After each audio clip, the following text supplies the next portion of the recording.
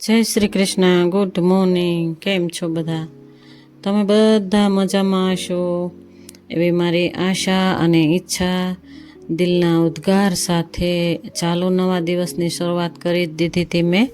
વહેલા બ્રહ્મ મુહૂર્તથી જ શરૂઆત કરી જ દીધી હોય મેં, અને પછી ધીરે ધીરે મારું રૂટિન ચાલુ થતું હોય છે. ચાલો મારું અત્યારમાં તો હું નાહી ધોઈ ફ્રેશ થઈ દીવાબત્તી આગળ તમે જોયું એમ કરી અને મારી ગ્રીન ટી લઈને હું બેસી ગઈ. હું ઘણીવાર કહેતી હોઉં છું કે સવારમાં આ અફ્રેશ જો મને ઘણા લોકો મારા સંબંધીએ પૂછ્યું હતું કે આ શું છે તમે પીવું છો સવારમાં, એ શું છે? આ એક હર્બલ લાઈફની એમ કે પ્રોડક્ટ આવે, એક ચા આવે, અને ચા કહેવાય, ગરમ પાણીમાં જ પીવામાં આવે. અને આ ચાથી એકદમ આપણું પેટ સાફ રહેતું હોય છે અને એકદમ ફ્રેશ રહેતા હોઈએ આપણે. અને ગરમ પાણી ગુનગુનું પીવાથી સરસ આપણું એમ માઇન્ડ ફ્રેશ રહે અને હાથ પગના દુખાવા થોડા ઓછા થાય. એટલા માટે મારે થાઇરોઇડ છે, હું ઘણીવાર કહેતી હોઉં છું, એટલે હું હર્બલ લાઈફમાં જોઈન્ટ છું, એટલે આ પ્રોડક્ટનો ઉપયોગ હું કરતી હોઉં છું. રોજે સવારમાં એકવાર પીવાની, એકવાર બપોર પછી પીવાની, એટલે આનાથી મને સારું રહે છે, એટલા માટે મેં ચાલુ જ રાખી છે. ચાલો મારે આજે અત્યારમાં ટિફિન કરવાનું છે. ગ્રીન ટી પી લીધી અને મસ્ત મજાની ગ્રીન ટી પી લીધી. આગળ દીવાબત્તી કરી નાખ્યા, મસ્ત સાફ સફાઈ તો મેં થોડી ઘણી કરી નાખી. જો કચરો ઘરની બહાર કાઢી નાખ્યો તો એ તમને બતાવ્યું નથી, પરંતુ સવારમાં કચરો કાઢીને પછી જ હું દીવાબત્તી કરતી હોઉં છું. લસણમાં ભીંડો વઘારી નાખ્યો. મારા હસબન્ડને હું કહેતી હોઉં ને કે અમારે વાડી છે, ખેતર છે, ત્યાં આગળ જવાનું છે, એટલા માટે એમને ટિફિન બનાવવાનું હતું, એટલે સવારમાં જ લાગી ગયા ટિફિન બનાવવા માટે રસોઈમાં.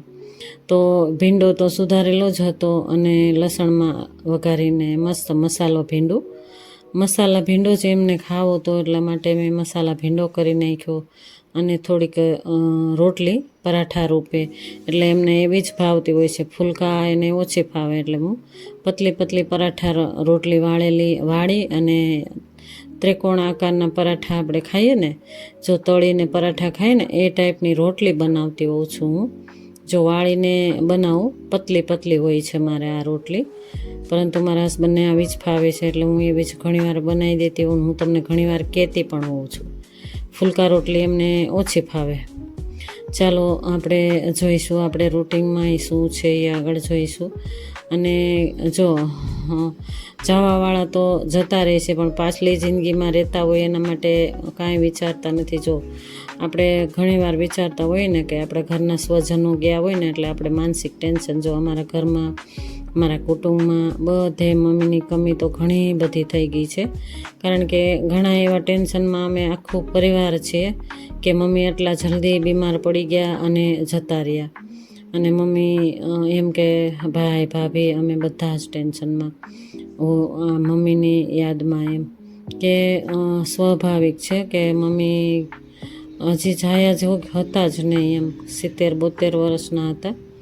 એટલે ગઈકાલે એમનું પાણી ઢોળ પત્યું, એટલે અમારે જો ઘરે આવી જ ગયા હતા, કારણ કે ઘરે પણ આપણે ખેતરનું પણ જોવાનું રહ્યું. ઉનાળો છે એટલે ત્યાં આગળ જેસીબીનું કામ ચાલશે અને થોડું ઘણું બરડીને એવું બધું કામ હોય એ પણ પતાવશે, એટલે માટે અમે ઘરે આવતા રહ્યા. અને ઘરનું પણ જોવાનું હોય, ત્યાં આગળ બધું કામ પતી ગયું, એટલે અમે ઘરે આવતા રહ્યા. ચાલો ટિફિન તૈયાર કરી દીધું મારા હસબન્ડ માટે.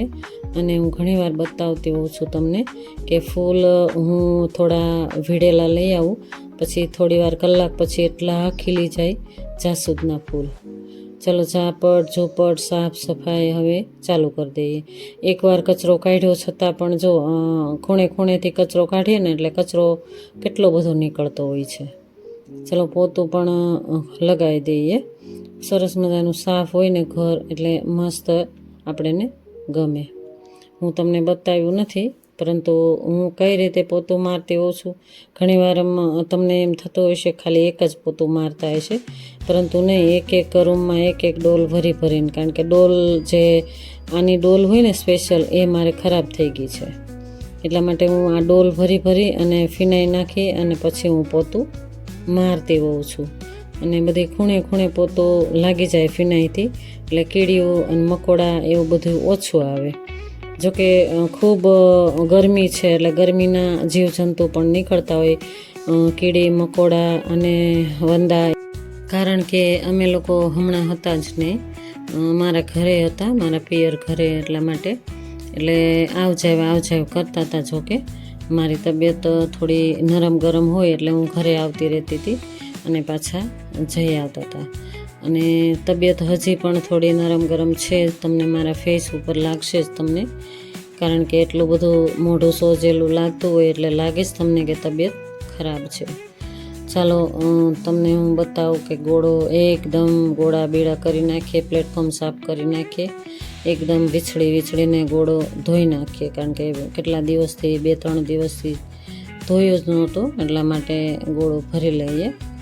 ધોઈ અને સાફ સુથરું કરી અને એકદમ ઘસીને સાફ કરી નાખ્યું અને ફિલ્ટરનું પાણી ભરી લઈએ. આ સમયે ફિલ્ટર આખું ભરેલું હતું એટલે મેં ડોલ નથી રાખી અને ડાયરેક્ટ જ હું વાસણ પણ એમ ડાયરેક્ટ જ ઉટકી નાખ્યા અને પ્લેટફોર્મ પણ ડાયરેક્ટ જ સાફ કરી નાખ્યું. કારણ કે ફિલ્ટર ભરેલું હતું એટલા માટે ફિલ્ટરનું પાણી આ ગોળામાં નાખી દઉં, પછી જ હું સાફ ડોલ મૂકી દઈશ.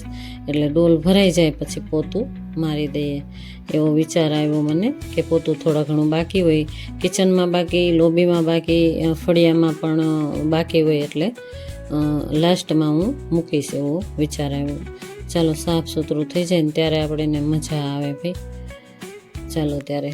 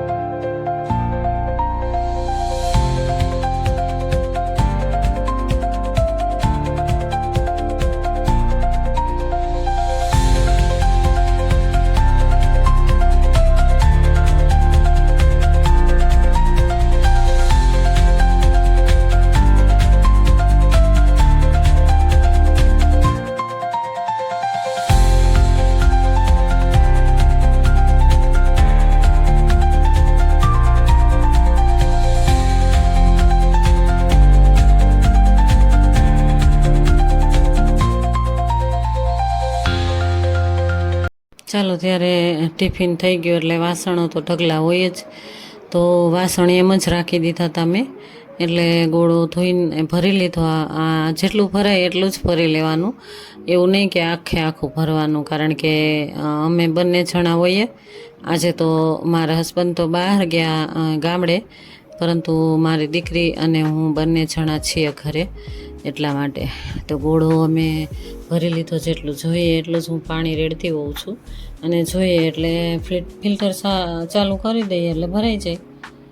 ચાલો વાસણ પણ મસ્ત મજાના થઈ ગયા અને આજે રસોઈમાં પણ જોઈશું આગળ શું બનાવશું. કારણ કે ટિફિન ગયું એટલે ભીંડી પડી છે, ભીંડાનું શાક બનાવી નાખ્યું હોય વધારે, એટલે મારા દીકરીને ખૂબ ભાવે ભીંડાનું શાક, એટલે બનાવેલું વધારે બનાવી નાખ્યું હતું. અને એક લસણવાળો ભીંડો ખાતી જ હોય છે એટલા માટે એને રાખી દીધું મેં. સાફ સફાઈ ખૂબ સરસ મજાની થઈ ગઈ. જેટલી બની એટલી સાફ સફાઈ કરવાની કોશિશ તમને બતાવી, જેટલું બતાવવાનું એટલું બતાવ્યું, બાકીનું તમે આગળ જોઈશો. કારણ કે ભીંડાનું શાક રોટલી બનાવી નહીં ખાતા તમે આગળ જોયું નાસ્તો આજે સ્કીપ કરી નાખ્યો, કારણ કે નાસ્તો ઘણીવાર અમે ન કરતા હોઈએ, અને ચા થોડીક બનાવી હતી તો મારા હસબન્ડ પીને ગયા. અને જો આ સમયે મારી દીકરી પણ ઉઠી ગઈ છે, અને ઉઠી તો ગઈ હતી ક્યારની, પરંતુ બહાર થોડું ઘણું કામ કંઈ કરતી લાગે છે. હું જોઉં છું, ફૂલછોડની કેર કરતી હશે કદાચ, ફૂલછોડ એમને પણ ગમતા હોય એટલા માટે. આ સમયે એ ઉઠી અને સીધી ફૂલછોડ આગળ જતી રહેતી હોય છે. ચાલો આગળ તમને હું રસોઈ પણ બતાવીશ કે શું બનાવશું આપણે. અને આ ગ્રીલ હોય ને એ ગ્રીલ ખોલી નાખીએ, વઘાર કરતા હોય કે કંઈ કરતા હોય ને ત્યારે ખોલી નાખીએ. આ ખોલી અને વઘાર કરી નાખીએ અને કામ પતી જાય એટલે ગ્રીલ બંધ કરી દઈએ. ચાલો ગોળામાં જરૂર હોય એટલું પાણી નાખી દઈએ. માટલું પણ ભરેલું હોય તો ઠંડુ થાય એમ આખો દિવસ. અને આખો દિવસ તડકા પણ કેવા પડતા હોય છે રોજે. અને આ સમયે મેં કુંડું જોયું તો અડધું કુંડું જ હતું, એમ તો કાલ નાખ્યું હતું, પરંતુ તડકાના લીધે અને કંઈક તો પક્ષીઓ એકદમ નાઈને ઉડાડીને પાણી બધું પીતા તો હોય, પરંતુ નાઈને ઉડાડી નાખે બધું પાણી. એટલે બપોરના શૂટિંગ હું ન લેતી હોઉં, ઘણીવાર હું જોતી હોઉં છું એટલું બધું. એટલે અડધું પાણી હતું એટલે સાફ કરી અને કુંડું પાણીનું ભરી લીધું. તમે જોઈ શકો છો આ પોલિથીનમાં અમે કેરી બાંધીને રાખી હતી, એટલે આ ઓર્ગેનિક જ કહેવાય. જો દાબાની કેરી તમે લેતા હો ને ત્યારે આવી પીળી હોય, પરંતુ અમારી કેરી છે ને એ એકદમ ઓર્ગેનિક. અમે લોકો કશું જ નાખીએ નહીં, સીધી જ આંબે પાકેલી ઉતારી લેવાની. તો આ વખતે તો મારા ભાઈ 2 થેલી કેટલી બધી થેલીઓ મોકલી હતી, તો 2-3 થેલી જોઈ લીધી તો સરસ પાકી ગઈ અંદર.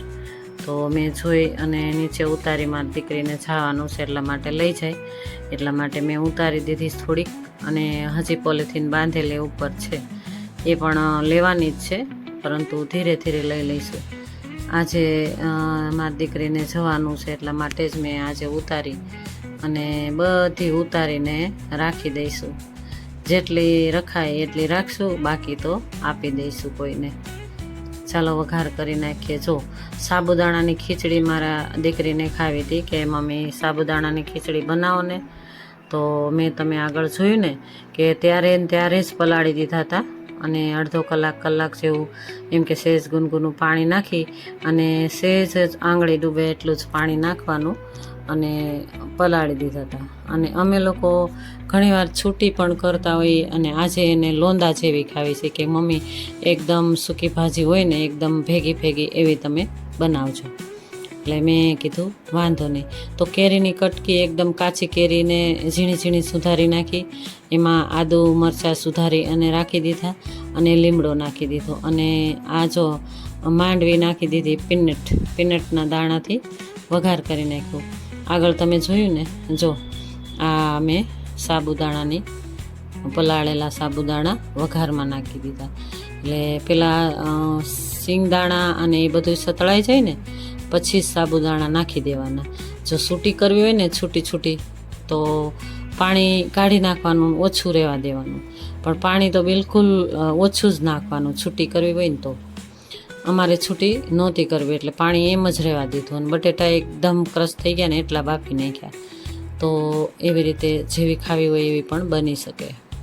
તો મસાલો કરી નાખીએ હમણાં, અને જોઈએ કે કેવી રીતે થાય છે ને કેવી બને છે ટેસ્ટમાં. કારણ કે ટમેટાને એવું કંઈ છે નહીં એટલા માટે મેં અડધી કેરી નાખી. ચાલો મારી દીકરી આમથી આમ દોડ કરતી હોય છે, અત્યારે પાણી લઈને આવી ગઈ. ચાલો જય શ્રી કૃષ્ણ કહી તમને, કે બધા યુટ્યુબ ફેમિલીને જય શ્રી કૃષ્ણ. અને પાણી પીવું છે એને, એટલે ઠંડુ પાણી કાઢી અને એ પીવા લાગી.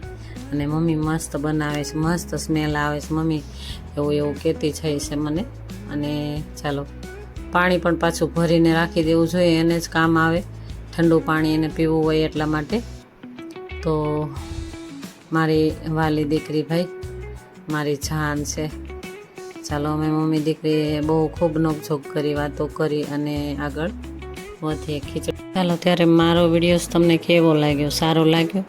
હા, તો સારો લાગ્યો હોય તો લાઈક, શેર, સબસ્ક્રાઈબ કરજો અને નવા છો તો એક સબસ્ક્રાઈબ કરીને જ જજો. ચાલો, જય શ્રી કૃષ્ણ, રાધે રાધે.